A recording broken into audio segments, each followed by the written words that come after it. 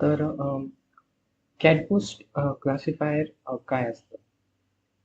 तर कॅटबूस्ट क्लासिफायर एक tree based classifier आहे. जसं आपलं एक्सजी बूस्ट असतं, लाईट जीबीएम असतं, एक्स या टाईपचं ते क्लासिफायर आहे. तर ते ॲक्च्युली आपल्या नॉर्मली त्या एसकेलर्न लायब्ररीमधून नाही इम्पोर्ट होत. त्याच्यासाठी कॅटबूस्ट लायब्ररी जी असते तिथून आपल्याला ते कॅटबूस्ट क्लासिफायर जे आहे ते इम्पोर्ट करायचं असतं.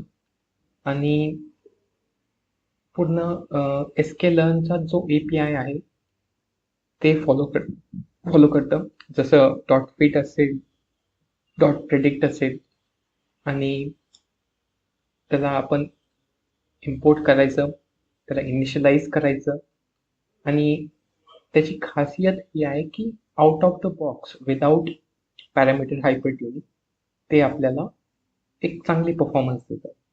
फॉर एक्झाम्पल, मी ह्याच डेटासेटवरती एक्सजी बूस्ट क्लासिफायर ट्रेन केलं होतं. त्याच्यासाठी मला हायपर पॅरामीटर ट्युनिंग करावी लागली. डेप्थ असेल, मॅक्स डेप्थ असेल, किंवा थ्रेशोल्ड वगैरे वगैरे. तर मला ते हायपर पॅरामीटर ट्युनिंग करावी लागली. आणि तरीसुद्धा even after hyper parameter tuning it has scored less compared to the out of the box catboost classifier. catboost classifier ने मला सर catboost classifier एक स्वतःला एक एक काइंड ऑफ स्वतःच ट्रेनिंग हायपर ट्यून करतं आणि लॉस रिड्यूस करत करत ते एक चांगला पॅरामीटर्स पर्यंत, चांगलं ग्लोबल मिनिमापर्यंत जाण्याचा प्रयत्न करतात. ॲटोमॅटिक नंबर ऑफ इटरेशन्स आणि लॉस रेट डिसाईड होत असतात. तर अशा प्रकारे आपण याचा यूज करू शकतो.